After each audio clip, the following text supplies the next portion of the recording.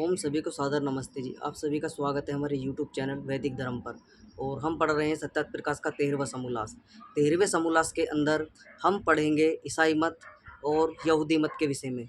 पूरा का पूरा यहूदी मत के विषय में इसके अंदर हम पढ़ेंगे 13वें समोल्लास के अंदर। ऋषि दंड ने अपने सत्यार्थ प्रकाश के 13वें समोल्लास के अंदर इसकी समीक्षा की है। पूरा का पूरा हम ईसाई मत इसका पढ़ेंगे, किस से उत्पत्ति हुई, कहाँ ये पनपे, क्योंकि ईसाई और यहूदी मत जो हैं ये दोनों के दोनों जो हैं एक ही हैं वर्तमान में, क्योंकि यहूदियों की जो संख्या है वो इतनी नहीं है, क्योंकि दोनों के दोनों की मान्यता इतनी है और दोनों के दोनों बाइबल को ही अपना धर्म ग्रंथ मानते हैं, ईसाई भी और यहूदी भी। और इनके जो पूर्वज हुए हैं दोनों के वो एक ही हैं और इसी में से ही ईसाई मत से ही इस्लाम भी निकला है। तो हम पूरे के पूरे इस इतिहास को पढ़ेंगे। 14वां समोल्लास जो है पूरा का पूरा जो इस्लाम मत है उसके विषय में है। 13वें समोल्लास के अंदर हम पढ़ेंगे ईसाई मत और यहूदी मत, दोनों के दोनों किस प्रकार से एक दूसरे के पूरक हैं, क्या क्या इनके अंदर सामान्यता हैं और कौन कौन से इनके संचालक हुए हैं, कौन कौन से इनके अनुयायी हैं, किस क्या क्या इनकी मान्यता हैं, क्या क्या इनके अंदर जो एक सामान्यता देखने को मिलती है। तो हम पूरे के पूरे इस इतिहास को पढ़ेंगे। जितने भी लोग चैनल से जुड़े हुए हैं चैनल को सब्सक्राइब कर ले, वीडियो को लाइक कर दे, कोई प्रश्न है कमेंट बॉक्स में लिख दे, चैनल पर नए हैं वो भी चैनल को सब्सक्राइब कर ले। तो ये ईसाई मत और यहूदी मत की जो समीक्षा ऋषिदंड ने लिखी है अपने सत्यार्थ प्रकाश के 13वें समोल्लास के अंदर, तो ऋषिदंड ने जब ये समीक्षा लिखी, ऋषिदंड कहते हैं कि भाई जब मैंने ईसाइयों के द्वारा जो ट्रांसलेट हुए हुए जो ग्रंथ हैं यानी बाइबल है उसका कुछ भाष्य जो संस्कृत भाषा में किया गया था वो भाष्य मैंने पढ़ा, उसके अंदर कुछ मुझे ऐसे तथ्य जो मिले उन्हीं के आधार पर मैं अपने 13वें समोल्लास के अंदर जो यहूदी मत है, ईसाई मत है, उसकी समीक्षा मैं करूँगा, क्योंकि उसके अंदर कुछ ऐसी जो हैं एक दूसरे की पूरक उनके अंदर बातें लिखी हुई हैं। क्योंकि जो ये तीनों के तीनों मत हुए हैं, इस्लाम, ईसाई और यहूदी, ये तीनों के तीनों एक के पीछे एक चला है। यहूदियों से ही ईसाई मत चला है, ईसाई मत से ही जो है मुसलमानी यानी कि जो है इस्लाम चला है। तो इसके विषय में ऋषि दंड ने बड़ी अच्छी समीक्षा अपने सत्यार्थ प्रकाश के 13वें समोल्लास के अंदर की है। तो हम सबसे पहले सर्वप्रथम पढ़ेंगे यहूदी मत के विषय में।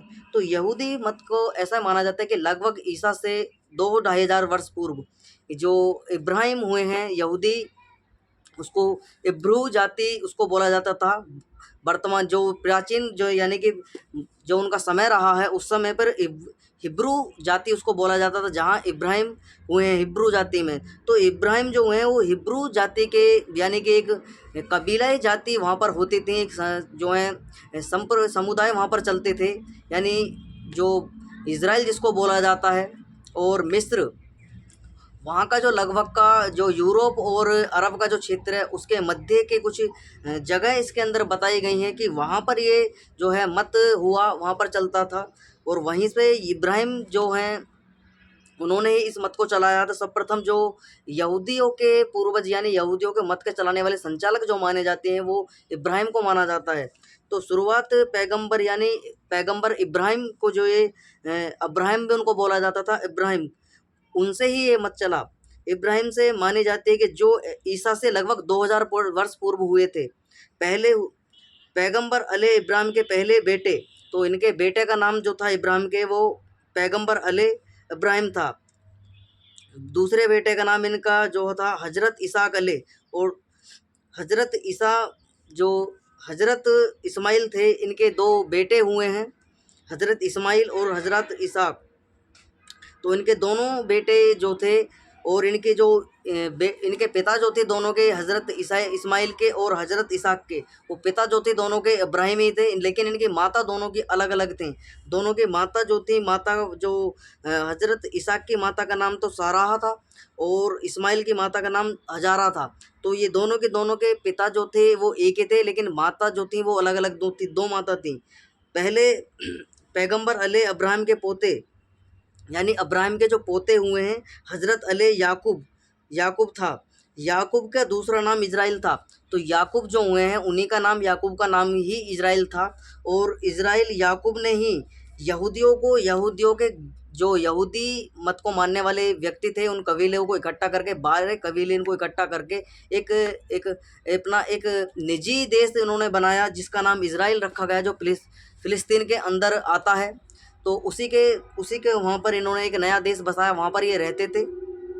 तो इनके बसाने वाला जो था, इज़राइल को बसाने वाले जो थे वो याकूब, यानी कि जिनका नाम इज़राइल, अपने ही नाम पर उन्होंने इज़राइल उनको बोला जाता था, दूसरा नाम उनको इज़राइल था, उसी के नाम से उन्होंने अपना एक नया देश बसाया। वहाँ पर जो थे यहूदी लोग वहाँ पर रहते थे, तो वहाँ से ये पूरा का पूरा मत चला। उसके वंशज यहूदी, तो याकूब के जो वंशज थे वहीं से वो यहूदी कहलाए। तो याकूब जो था, और याकूब का एक बेटा था जिसका नाम था जूदा या यहूदा, और उसी के नाम पर जो यहूदा या यहूदा जूदा नाम था जो याकूब का, यानी कि याकूब का बेटा था जूदा, उसी के नाम पर यहूदा, उसका नाम यहूदा भी था। उस यहूदा के नाम पर इनके वंशज जो आगे इनका वंश चला, उसका नाम यहूदी रखा गया। तो ऐसा इतिहास के अंदर वर्णित है कि यहूदी मत जो है उसके बेटे याकूब के बेटे यानी यहूदा के नाम पर ही यहूदी मत चला। और इनका संस्थापक जो सबसे पहले जो यहूदियों को संस्थापक था वो इब्राहिम था, और वहीं से सारा का सारा मत चला है। तो दुनिया के जो सबसे जो 3 मत ये हुए हैं, ये तीनों के तीनों भारत भूमि पर नहीं हुए, भारत से यह बाहर तीनों के तीनों पनपे, इस्लाम, यहूदी और ईसाई। तो इनके अंदर समानता देखने को मिलती है, किस प्रकार से ये उत्पन्न हुए, किस क्या-क्या इनके अंदर जो मान्यताएँ कौन-कौन से इनके पूर्वज हैं। तो बड़े ऋषि दत्त ने बड़े अच्छी इस प्रकार से इनकी व्याख्या लिखी है। तो ईसाइयों और इस्लाम धर्म की उत्पत्ति हुई, इस्लाम की और ईसाई की जो उत्पत्ति हुई है वो यहूदी धर्म से ही हुई है। यहूदियों से ही ईसाई निकले, ईसाइयों के बाद में ही जो है पैगंबर यानी इस्लाम का जन्म हुआ। उसके बाद लिखते हैं कि भाई जो इनके कुछ बातें इनके अंदर लिखी हुई हैं, कि कुछ जो सामान्यता इनके अंदर देखने को मिलती हैं कि भाई खतने की जो परंपरा है वो यहूदियों के अंदर भी है, ईसाइयों के अंदर भी है और मुसलमानों के अंदर भी है। तो ये तीनों की तीनों परंपरा, जो खतने की परंपरा है यानी कि जब बच्चा जन्म लेता है इन तीनों के अंदर, तो उसको 8वें या 9वें दिन के अंतराल में उसका खतना जो है कर दिया जाता है। और खतना की जो परंपरा है तीनों के तीनों में समान देखने को मिलती है। और दूसरी है जो है क़यामत। तो क़यामत को ये तीनों के तीनों मानते हैं कि भाई क़यामत का दिन आएगा, फरिश्ते हमको आएंगे ले जाने के लिए, जन्नत हमको ले जाएंगे, चौथे आसमान लेके जाएंगे। जो ईसाई कहते हैं कि हमको चौथे आसमान पर ले जाया जाएगा, ऐसे ही यहूदी भी कहते हैं हमको चौथा आसमान में जो है फरिश्ते आते हैं, फरिश्ते हमको ले जाते हैं और हमारा जो है वहाँ पर हुरों के पास में ले जाया जाता है। ऐसे मुसलमान भी मानते हैं कि भाई 7वें आसमान पर जो है हमारा पैगंबर मोहम्मद है वहाँ पर रहते हैं।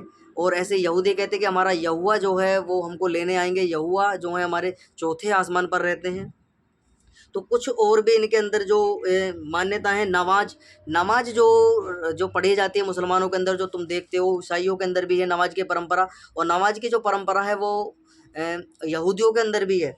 तो वहाँ से जो है रोज़ा रखने की परंपरा है, क्योंकि वर्तमान का जो अभी इस टाइम ये समय चल रहा है, मार्च का महीना चल रहा है 2024 का, तो इसके अंदर अब पवित्र रमज़ानों का समय चल रहा है, यानी रोज़ा जिसमें रखा जाता है मुसलमानों के द्वारा। तो वो रोज़े की जो रखने की परंपरा है वो भी परंपरा यहूदियों से ही चली है, यहूदियों से ईसाइयों के अंदर आई, ईसाइयों से ही वो परंपरा मुसलमानों के अंदर आई। अब वो परंपरा जो है वो निरंतर इन तीनों के तीनों मतों में बराबर चली आ रही है।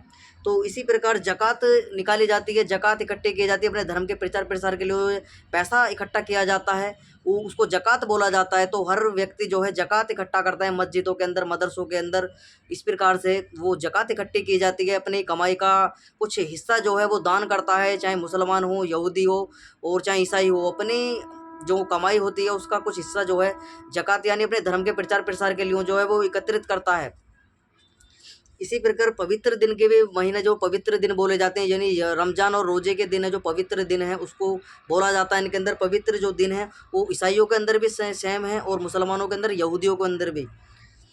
इसी तरीके से आगे लिखा है, जो इनके पूर्वज हुए हैं, पूर्वज यानी कि जो इब्राहिम है, इब्राहिम को जो है ईसाई भी मानते हैं, यहूदी भी मानते हैं अपना पूर्वज इब्राहिम को, और मुसलमान भी मानते हैं। मुसलमान जो हैं अब्राहम, जो यहूदी हैं उसको अब्राहम बोलते हैं और मुसलमान जो हैं उसको इब्राहिम के नाम से जानते हैं। हज़रत इब्राहिम के नाम से उनको अपना पूर्वज माना जाता है। तीनों के पूर्वज जो हैं एक ही हैं।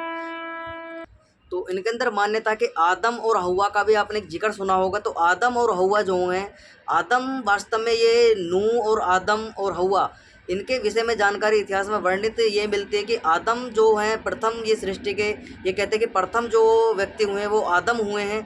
उससे पहले यानी कि जो वैदिक संस्कृति है वो कहती है कि भाई हमारे प्रथम जो मनुष्य हैं यानी कि ब्रह्मा ऋषि और उसके बाद मनु से सारी की सारी सृष्टि की उत्पत्ति मानी जाती है कि भाई मनु प्रथम व्यक्ति हुए हैं। इसी प्रकार से जो है मनु को ही इनके अंदर जो है यहूदी ईसाई और मुसलमानों के अंदर मनु को ही जो है आदम कहा गया है, ऐसा इतिहास के अंदर वर्णित मिलता है। इतिहास जो इंटरनेट पर आप जब सर्च करोगे तो यहोवा के जो यानी मनु और आदम के विषय में तो पूरी की पूरी नूह आदम और मनु के विषय में जानकारी सर्च करोगे तो वहाँ तुमको सारा का सारा इतिहास तुमको वर्णित वहाँ पर मिल जाएगा कि आदम को ही तो आदम का जो ईदम शब्द यानी ईदम शब्द के नाम से, क्योंकि ईदम शब्द जो है वो संस्कृत भाषा यानी वो ईदम शब्द जो उपयोग किया जाता है परम पिता परमात्मा ईश्वर के लिए किया जाता है, जो सृष्टि का संचालक है, सृष्टि को चलाने वाला, सृष्टि का पालन करने वाला है, उसको आदम यानी कहा जाता है। इस प्रकार से लिखा हुआ है इतिहास के अंदर। तो वहाँ से ही इन्होंने आदम शब्द लिया है यहूदियों ने। यहुआ का भी यही अर्थ है, जो यहुआ लिखा हुआ आदम और यहुआ को ही अपना पवित्र अपना ईश्वर मानते हैं कि यहुआ की जो भविष्यवाणी हुई थी इस प्रकार से उन्होंने जो है मूसा को जो है हजरत पैगंबर यानी मूसा जो हुए हैं उन्होंने इस यहूदी मत को चलाया और उन्हीं को जो है उपदेश आदि दिए गए थे ईश्वर के द्वारा। ऐसी इतिहास के अंदर वर्णित पूरा का पूरा इतिहास हम पढ़ेंगे। पहले थोड़ा डिटेल इनकी पढ़ लीजिए किस प्रकार से सामान्यतः इनके अंदर देखने को मिलती है। तो ऐसे नूह, दाऊद, इसहाक, इस्माइल, सुलेमान आदि, तो ये सारे के सारे जो इनके पूर्वज हैं इसहाक, आदम, हव्वा, इब्राहिम, नूह, दाऊद, इसहाक, इस्माइल, सुलेमान आदि, ये तीनों के पूर्वज एक ही हैं, मुसलमानों के, यहूदियों के, ईसाइयों के।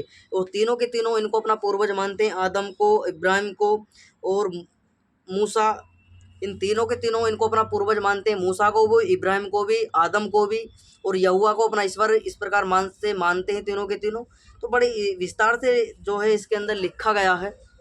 तो एक इतिहास के अंदर हम थोड़ा चलेंगे। अब हमने मोटा मोटा ये समझा कि किस प्रकार से इनके अंदर सामान्यता देखने को मिलती है। तो ऐसा माना जाता है इतिहास के अंदर कि जो हजरत मूसा हुए हैं, मूसा जो इजरायली यानी कि हिब्रू जनजाति यानी हिब्रू कबीले, जो कबीले जनजाति होती थी उनके अंदर उसका जन्म हुआ। और जो फ़िरौन यानी वालिद तालेस फ़िरौन नाम का एक राजा हुआ था जो एक नास्तिक परंपरा को मानता था और वो इस प्रकार से अपने आप को जो है उसने ईश्वर अपने आप को घोषित कर लिया था, यानी अपनी पूजा आदि अर्चना करवाना प्रारंभ कर दिया था। मिस्र देश का वो फ़िरौन जो था उसने इस प्रकार से लोगों को जो है गुलाम जो है उन्हें बनाना प्रारंभ कर दिया उसने। और इजराइल के जो व्यक्ति थे हिब्रू जनजाति के, उनको सबको जो है एकत्रित किया गया, उनको अपने मिस्र देश के अंदर उनको लाया गया। उन पर जो रहते थे वहाँ पर व्यक्ति कुछ इजराइल से आए हुए थे, कोई वहीं पर रहते थे, तो उनको जो है बंदी उसके द्वारा बना लिया गया था और वो अपनी मूर्ति पूजा और पशु बलि इस प्रकार से वो बलि आदि प्रथा वहाँ पर चलाना उन्होंने प्रारंभ कर दिया और अपने आप को ही भगवान उसने घोषित कर लिया। भगवान घोषित करने के बाद में इजरायली व्यक्तियों के समक्ष जब ये विषय है कि भाई फ़िरौन यानी वालेद या तालेस नाम भी उसको से जाना जाता है, तालेस वालेद फ़िरौन उसको उपाधि दी जाती थी वहाँ पर मिस्र के अंदर राजाओं को। तो उस फ़िरौन ने जो है उनको नतमस्तक होने के लिए कहा कि भाई आप सजदा करो, यहाँ पर नतमस्तक हो और जो है आज से फ़िरौन ही तुम्हारा राजा है और फ़िरौन ही तुम्हारा जो है भगवान है, इसी के समक्ष तुमको सब कुछ जो है अर्पित करना पड़ेगा, इसकी आज्ञा माननी पड़ेगी। तो इजरायली जो व्यक्ति थे यानी हिब्रू जनजाति जो थी उसने ये सारे के सारी दास्तां जो थी फ़िरौन की वो स्वीकार करने से मना कर दिया कि भाई हम तेरी जो दास्तां है या तेरी जो इस प्रकार की जो तू यानी कि एक नीचता मानसिकता हमारे ऊपर एक कैदियों वाली गुलामी तू करवाने के चक्कर में लगा हुआ है, हम वास्तव में इसे स्वीकार नहीं करते। तो उसने जो है फ़िरौन ने जो है लोगों को मारना पीटना प्रारंभ कर दिया और उनकी कत्लेआम करवाना प्रारंभ कर दिया मिस्र के अंदर। तो ऐसे ही क्योंकि इजरायली जो जाति है उसके जो मंत्री हुआ था इमरान ही उसके जो हजरत पैगंबर मूसा हुए हैं, मूसा का जो पिता इमरान जो थे वो उसके मंत्री थे यानी फ़िरौन के। तो फ़िरौन के जब उसने एक भविष्यवाणी भी ऐसी कथा उसके अंदर मिलती है कि भाई फ़िरौन के राज्य के अंदर उसने भविष्यवाणी कुछ जो उस टाइम के यानी कि जो भविष्यकार होते थे, जो भविष्य बताते थे, उनसे भविष्यवाणी करवाई कि भाई तेरा फ़िरौन तेरा अंत नकित है और निकट आ चुका है, तेरी मृत्यु को यानी तेरे मृत्यु को तुझे मौत देने वाला पैदा हो चुका है। तो इस प्रकार की उसने जो भविष्यवाणी अपने राज्य के अंदर जब सुनी तो उसने जो है सभी यानी नए बालकों को जब जन्म होता था उनको मरवाना प्रारंभ कर दिया और महिलाओं को पुरुषों से अलग रहना प्रारंभ कर दिया कि कोई भी पुरुष महिलाओं के पास नहीं जाएगा। इस प्रकार का प्रबंध जो है फ़िरौन के द्वारा कर दिया गया। तो उसके जो इमरान था, जो उसका मंत्री था, वो यानी इजरायली था। तो उसने उस मंत्री पर ध्यान उसका नहीं गया, तो उसने जो है संयोगवश अपने पत्नी के साथ में सहवास उसका हो गया और वहाँ से जो है जो मूसा था, मूसा जो है मूसा का गर्भ ठेठ जाता है। इस प्रकार से जो मूसा है उनकी माता और पिता ने जो है उसका पालन पोषण जो है किया। पालन पोषण करते रहे, लगभग 2-3 महीने का समय बीता। जब बातें ऐसा लगा कि अब खुल सकती हैं कि भाई जो है इनके बच्चा कहाँ से आ गया, तो उन्होंने जो है नील नदी, जो नदी है मिस्र के अंदर, जो वहाँ के प्राचीन यानी जो वहाँ के जो स्थली मानी जाती है, उस नदी के अंदर से एक नदी बहती थी, नील नदी। नील नदी के अंदर उस टोकरी के अंदर रख के जो है मूसा को बहा दिया जाता है वहाँ से। क्योंकि उसने फ़िरौन ने जो है आज्ञा दे रखी थी कि भाई कोई भी बच्चा पैदा होते ही इजराइलियों के अंदर या किसी भी मत के अंदर जो है वहाँ पर कबीलों के अंदर बच्चा पैदा होगा तो उसकी मृत्यु उसकी कर दी जाएगी। क्योंकि उसको अपनी मृत्यु का, फ़िरौन को डर था कि भाई मेरी मृत्यु का जन्म लेने वाला कोई आ चुका है। तो वो बच्चा जो था टोकरी में रखकर बहा दिया जाता है। एक नदी जो थी फ़िरौन के, यानी फ़िरौन जो राजा था उसके महल के अंदर आती थी, कटी हुई थी, जो रास्ता यानी पानी की जो व्यवस्था की गई थी नील नदी से। क्योंकि प्राचीन जो मिस्र के अंदर जो है पानी, रेगिस्तान वहाँ पर है, पहाड़ हैं, तो वहाँ पर नदी से ही पानी की व्यवस्था होती थी। तो वहाँ पर एक नदी का, एक छोटी सी नदी कटी हुई उसमें से फ़िरौन के राज्य के अंदर आ रही थी। तो वो बच्चा जो था नील नदी से बहता हुआ जो है फ़िरौन के राज्य के अंदर ही वापस आ जाता है। तो जो फ़िरौन की एक बेटी थी, फ़िरौन की बेटी नदी में स्नान आदि पानी कुछ कर रही थी, वो व्यवस्था वहाँ पर, तो उसको वो बच्चा टोकरे के अंदर मिला। तो फ़िरौन उस फ़िरौन की जो बेटी थी उसको ले आती है और उसकी बेटी ने जो है उसका जो अपने पिता से कहा कि भाई, क्योंकि फ़िरौन के कोई औलाद नहीं थी, फ़िरौन की एक बेटी ही थी, उसने, उसकी पत्नी ने जो है उसको स्वीकार कर लिया, उसको पालन पोषण करना प्रारंभ कर दिया। लगभग 18-20 वर्ष तक जो है उसका पालन पोषण जो है फ़िरौन राजा के यहाँ राज परिवार के अंदर ही हुआ।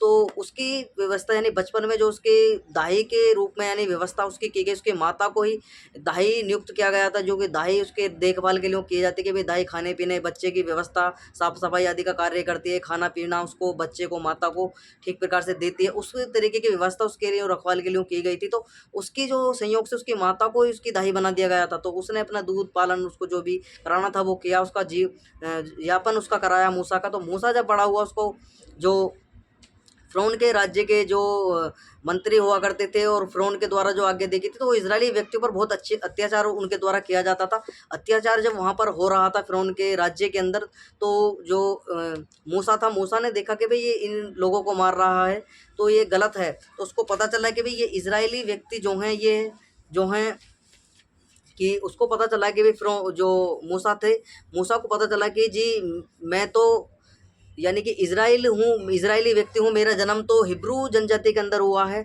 और ये जो फ़िरौन है, फ़िरौन तो हमारे कबीले यानी हमारी जो जनजाति इज़राइली जाति यानी इब्राहिमी जाति जो है उस पर अत्याचार करता है, इसको तो बंधक बनाया हुआ है। तो उसने जो है उस व्यक्ति को जो पीट रहा था, उसको इज़राइली व्यक्ति को, वो उसका सेनापति जो था फ़िरौन का, उसके द्वारा हत्या जो है कर दी जाती है, हत्या करके उसको दबा दिया जाता है। कुछ दिन बाद भेद खुल जाता है कि भाई जो हज़रत मूसा है, मूसा जो है इज़राइली जाति का ही है और वो अपने अपने जो हज़रत यानी मूसा है वो अपने इज़राइली व्यक्तियों की रक्षा कर रहा है। तो उसे फ़िरौन को पता चल जाती है। फ़िरौन उसको मारने का आदेश जारी कर देता है कि भाई जो मूसा है, मूसा की हत्या कर दी जाए। तो मूसा जो है वहाँ से जो है अपने भाग जाता है, जंगल में चला जाता है मूसा।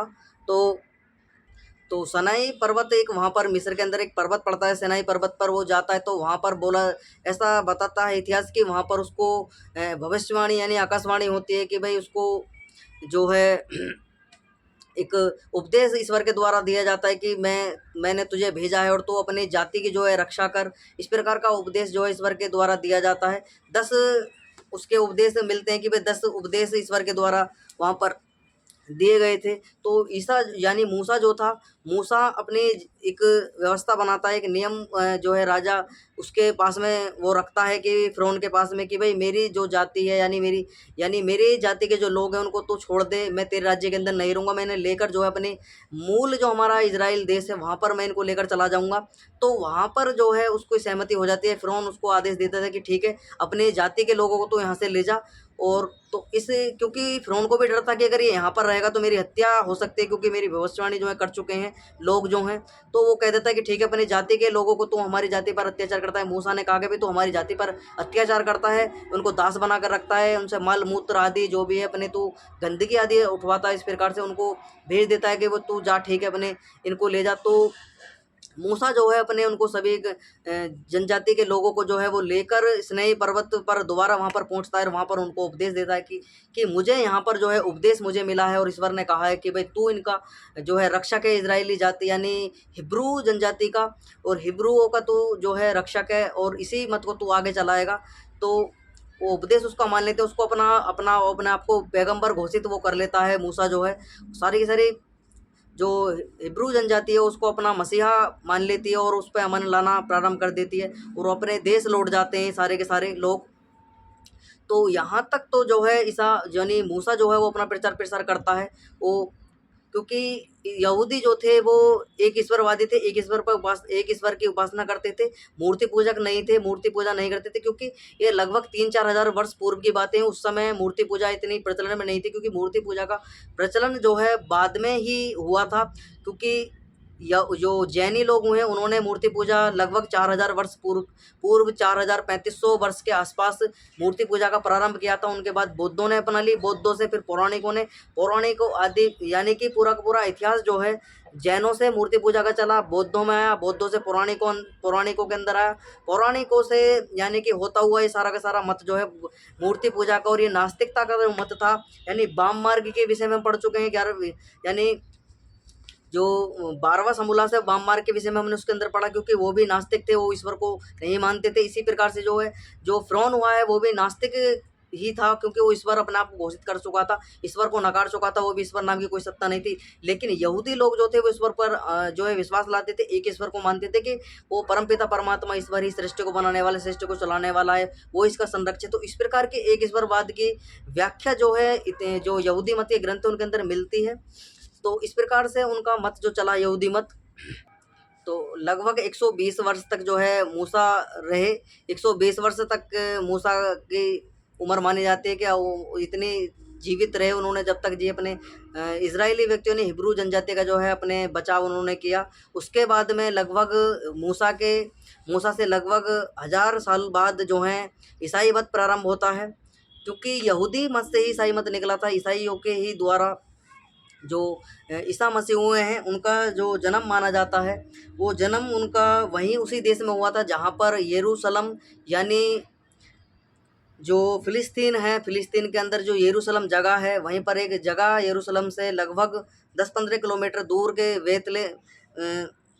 वेथलेम नाम की जगह पड़ती है, वहाँ पर जो है ईसा मसीह का जन्म हुआ था। और इनके जन्म की जो है कुछ रोचक कहानियाँ इस प्रकार हैं कि भाई इनकी जो माता जो थी ईसा मसीह की, वो उनकी शादी जो है नहीं हुई थी, शादी उनकी बाद में हुई थी, क्योंकि उनको ऐसा माना था कि ईश्वर के द्वारा वरदान दिया गया था कि भाई उनको ईश्वर ने ही संतान उनके गर्भ के अंदर भेज दी थी। ईसा मसीह जो है ईश्वर के अवतार हैं, ईश्वर ने ही उनका जो है गर्भ के अंदर जो है भेजा था कि वो अपने धर्म यानी यहूदी मत का प्रचार प्रसार तू कर। इस प्रकार का वर्णन जो है इतिहास के अंदर मिलता है। तो लगभग 4 से 6 ईस्वी के आसपास जो है ईसा का जन्म हुआ, उसी जगह पर हुआ जहाँ पर यरूशलेम जहाँ पर इस समय विवाद चल रहा है फ़िलिस्तीन और इज़राइल के बीच में जो है जंग चलती रहती है कि भाई जो वहाँ का यरूशलेम जो जगह है वहाँ पर जो हज़रत मोहम्मद हुए हैं वो भी वहाँ पर माना जाता है कि वहाँ पर वो भी स्वर्ग को गए थे।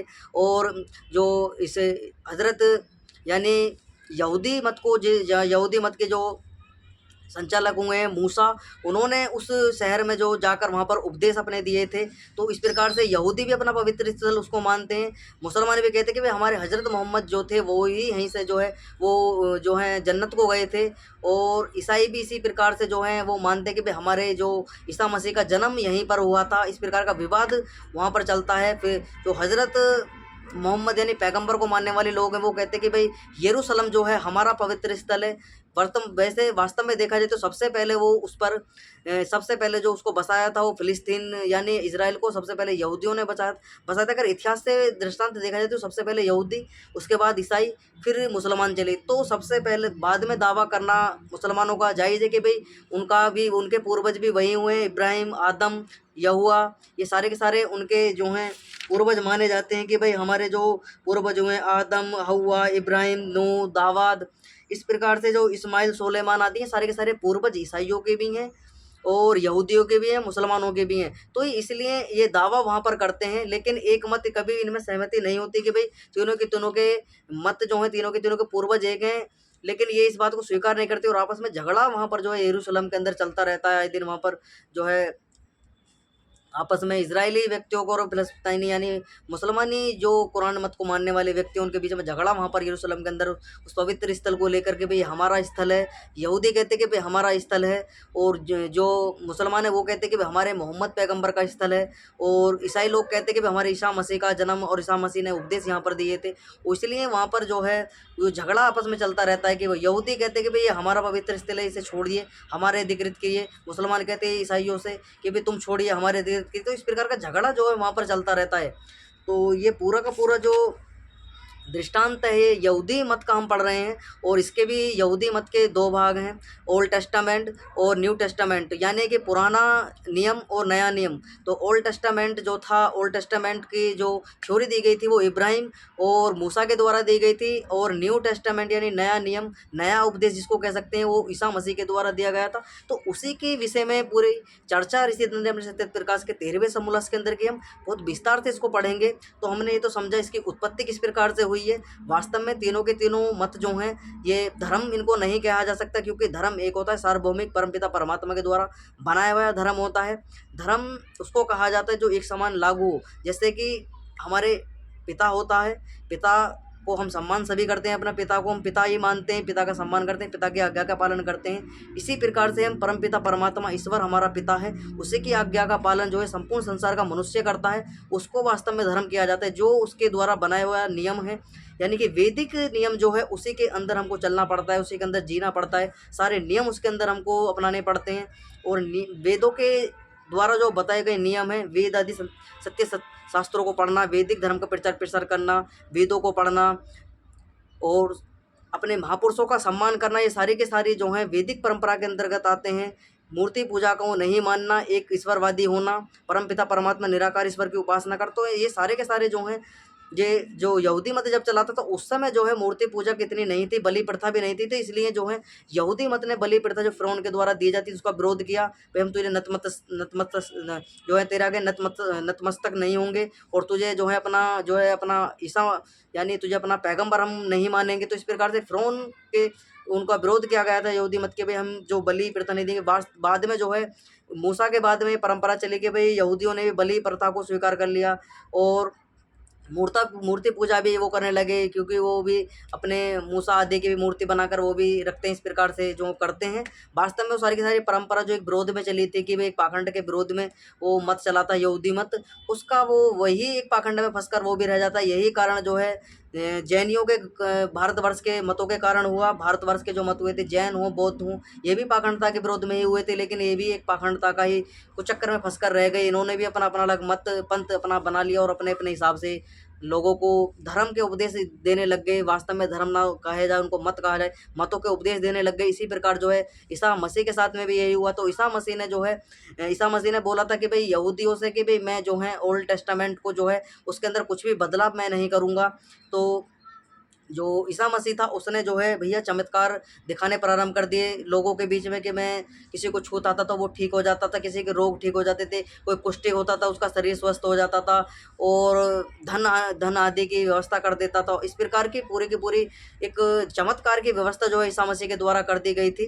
तो जो यहूदी यानी ईसाई यहूदी मत को मानने वाले व्यक्ति थे, क्योंकि उनके अंदर ना तो मूर्ति पूजा थी, ना चमत्कार था, ना इस प्रकार की बलि प्रथा आदि की भी प्रचलन बाद में प्रारंभ शुरू में नहीं था। लेकिन कुछ ऐसे यहूदियों के जो दार्शनिक यानी यहूदी मत के जो जिनको कह सकते हो अनुयायी जो, तो उनके जो उनको यहूदी मत को चलाने वाले संचालक उस समय के थे, उन्होंने उस मत को उन्होंने देखा भाई ये तो ओल्ड टेस्टामेंट यानी पुराना जो नियम है हमारे यानी मूसा का, इब्राहिम का, उसको ये खंडित करने का कार्य कर रहा है और ये एक ईश्वर की घोषणा कर रहा है। इस प्रकार से जो है अपने आप को ही ईश्वर उसने ईसा मसीह ने कहा कि भाई मैं ही ईश्वर का दूत हूँ। इस प्रकार की ये व्यवस्था जो है समाज के अंदर देखने को मिल रही है कि अपने आप को ईश्वर कह रहा है, ईश्वर का दूत कह रहा है, लोगों को चमत्कार आदि के नाम पर जो है मूर्ख बनाने का कार्य हो रहा है। तो उन्होंने एक योजना बनाकर जो है वो एक क्रोस वो अपने साथ में रखता था यीशु, तो उसी क्रोस के साथ में जो है उन यहूदियों के द्वारा उस जो न्यू टेस्टामेंट उसके द्वारा चलाया गया था कुछ, जो क्योंकि जो ईसा मसीह हुए हैं और ईसा मसीह ने जो हैं वो सारे के सारे उपदेश जो दिए थे, उनके जो अनुयायी हुए 12 शिष्य ईसा मसीह के बताए जाते हैं, उन शिष्यों ने ही उनके सारे के सारे उपदेश अपने पास से लिखे, कुछ उन्होंने बताए। तो ऐसे ही करके ओल्ड टेस्टामेंट और न्यू टेस्टामेंट यानी पुराना उपदेश और नया उपदेश, जो तौरेत यानी पुराना जो यहूदी मत को मानने वाले लोग हैं वो तौरेत को अपना धर्म ग्रंथ मानते हैं और ईसाई मत वाले जो एंजल को अपना धर्म ग्रंथ मानते हैं। तो दोनों में समानता देखने को मिलती है। पूर्वज तीनों के एक हैं, ईसाइयों के भी, मुसलमानों के भी और यहूदियों के भी, तीनों के पूर्वज है कि इब्राहिम को मुसलमान भी मानते हैं, इब्राहिम को जो है यहूदी भी मानते हैं, ईसाई भी मानते हैं, मुसलमान भी मानते हैं। और मूसा को जो है, मूसा पे भी तीनों के तीनों अपना ईमान लाते हैं, तीनों के तीनों अपना पूर्वज मूसा को मानते हैं, सोलेमन को मानते हैं, अब्दाद को मानते हैं। इस प्रकार से वो जो इनके यहोवा को और आदम को ये अपना पूर्वज अपना मानते हैं। इसी प्रकार से इनकी सामान्यता देखने को मिलती है। तो तीनों के तीनों एक दूसरे के पूरक हैं, अलग नहीं है। तीनों के तीनों के अंदर बलि प्रथा है, तीनों के तीनों रोजे रखते हैं, नमाज पढ़ते हैं इस प्रकार से, और ज़कात आदि इकट्ठे करते हैं। तो सारा का सारा सिद्धांत जो है एक ही दूसरे के पूरक। तो ईसा मसीह का इसी प्रकार से बताया जाता है कि भाई इसी मसीह का जो इतिहास है वो यही है कि भाई उसने कहा था कि लोगों से मैं ओल्ड टेस्टामेंट यानी यहूदी मत का जो पुराना विचार है उसको बदलूंगा नहीं, लेकिन उसमें बदलाव आया। लोगों ने देखा कि भाई ये तो चमत्कार आदि करने लग गया है और लोगों को इस प्रकार से जो है इसके पुराने ओल्ड टेस्टामेंट को उपदेश को छोड़कर जो है नए जो उपदेश इसके द्वारा दिए जा रहे हैं और अपना आपको ईसा मसीह यानी जो है जो अपना घोषित कर लिया है। तो वास्तव में इस प्रकार का विरोध उन्होंने देखा यहूदियों ने और उसको जो है एक आदेश जारी कर दिया कि भाई इसकी जो है मृत्यु दंड इसको दिया जाए। इस प्रकार से अंधविश्वास हमारे राज्य के अंदर, हमारे लोगों के अंदर पनप रहा है, वो ना पनपने पाए। तो भैया उसको उसी क्रॉस पर, जो क्रॉस का प्रचार करता था, इसी प्रकार का क्रॉस एक बड़ा सा बनाकर उसको कील आदि ठोक कर जो है उस पर टांग कर उसको मृत्यु दंड ईसा मसीह को दे दिया जाता है, उसकी मृत्यु हो जाती है। ऐसा माना जाता है कि भाई लोग कहते हैं कि भाई ईसा मसीह जो थे वो मृत्यु के बाद भी जीवित हो गए थे 3-4 दिन बाद। कुछ कहते हैं कि भाई जब ईसा मसीह मरे, क्योंकि वो धर्म के लिए अपने अपने जो अनुयायी थे उनके पाप उनके साथ में उन्होंने हर लिए थे, अपने कष्टों को हरने के लिए वो सूली पर चढ़ गए थे। इस प्रकार का इतिहास के अंदर इन्होंने लिखा हुआ है। एंजल जो भाग है ओल्ड न्यू टेस्टामेंट जिसको बोला जाता है, उसके अंदर सारा का सारा वर्णित है ये। तो उसी की समीक्षा ऋषिदंड ने सत्य प्रकाश के 13वें समोल्लास के अंदर किए। पूरा का पूरा इसका अंदर हम पढ़ेंगे क्या क्या सामान्यताएं इसके अंदर देखने को मिलती हैं, यहूदी मत की क्या क्या विचारधारा हैं, ईसाई मत की क्या क्या विचारधारा एक दूसरे के कैसे कैसे मिलती हैं। पूरे की पूरी हम तौरेत का भाग भी पढ़ेंगे, एंजल भी पढ़ेंगे इसके अंदर। तो इसी प्रकार से जो है ईसा मसीह की मृत्यु हो जाती है। वहाँ से ओल्ड टेस्टामेंट की जो थ्योरी है वो न्यू टेस्टामेंट के साथ में एडजस्ट हो जाती है और दोनों के दोनों जो हैं उसको दोनों यहूदी भी मानते हैं, ईसाई भी मानते हैं। तो दोनों के दोनों जो हैं ओल्ड टेस्टामेंट को भी मानते हैं, न्यू टेस्टामेंट को भी मानते हैं। वर्तमान में जो है न्यू टेस्टामेंट को ज़्यादा फॉलो करता है यहूदी भी और ईसाई भी। तो दोनों के दोनों उसको मानते हैं, लेकिन पूर्वज ईसाई यानी मुसलमान जो हैं अपने वो भी जो तीनों के पूर्वज में एक है। बार बार मैं इस बात को बता रहा हूँ कि तीनों के पूर्वज एक ही हैं, अलग नहीं है। तीनों एक के पीछे एक चले हैं। तो ये पूरा का पूरा आज हमने विवरण समझा। तो जैसे हम पूरा का पूरा इतिहास जो है इसका 13वें समोल्लास की जो समीक्षा रिश्तेदारी के पूरे विस्तार से पढ़ेंगे। तो जितने भी लोग चैनल से जुड़े हैं चैनल को सब्सक्राइब कर दें, वीडियो को लाइक कर दें। कोई शंका है कमेंट बॉक्स में लिख दीजिए। तो वर्तमान में देखा जाता है कि मतांतरों के कारण ही सारा का सारा विवाद संसार के अंदर पनपा है। इसीलिए हमने 11वां समोल्लास पूरा का पूरा प्रथम अपने जो भारतवर्ष के अंदर जो मतांतर पनपे थे उनकी समीक्षा ऋषिचंद्र ने लिखी, उसको विस्तार से पढ़ा। उसके बाद नास्तिक मत जो चले थे, जो ईश्वर को नकार चुके थे, कुछ आत्मा को मानते थे, कुछ आत्मा को भी नकार चुके थे। जैसे बौद्ध लोग जो थे वो आत्मा को भी नकार चुके थे, जैन लोग जो थे वो आत्मा को मानते हैं लेकिन आत्मा को ईश्वर के रूप में घोषित उन्होंने कर लिया। इसी प्रकार से जो है हमने पढ़ा था कि जो वाममार्गी हैं, वाममार्गियों के द्वारा भी नास्तिकता चलाई गई थी। हमने पूरा का पूरा जो भारतवर्ष के अंदर जो मत चले थे उनके विस्तार से पूरा पढ़ चुके हैं। अब जो 13वां समोल्लास और 14वां समोल्लास इसके बाद में चलेगा, वो पूरा का पूरा इस्लाम की समीक्षा उसके अंदर हम करेंगे। अब वर्तमान में इतिहास जो हम पढ़ रहे हैं 13वें समोल्लास के अंदर, हम ईसाई मत की समीक्षा इसके अंदर पढ़ेंगे। ईसाई मत, यहूदी मत, क्योंकि ऋषि दंड ने लिखा है कि भाई यहूदी मत की जो है सारी की मान्यता जो है वो ईसाई मत के अंदर देखने को मिलती है, एक दूसरे से बिल्कुल भी अलग नहीं है, थोड़ा बहुत नाम मात्र का अंतर है। सारी की सारी मान्यताएं वही हैं, सामान्यता वही है, पूर्वज वही है, कुछ भी बदला नहीं है। बलि प्रथा वही है, खतने की परंपरा वही है, रोजा रमजान आदि रखने की, जकात आदि की सारी व्यवस्था वही है, कुछ भी नहीं बदला है। तो हम पूरा का पूरा सच्चा इतिहास इसके अंदर पढ़ेंगे जो ऋषि दंड ने सत्यात्तर प्रकाश के 13वें समोल्लास के अंदर लिखा है। आज की वाणी को यहीं विराम करेंगे। ओम सम, सभी को सादर नमस्ते जी।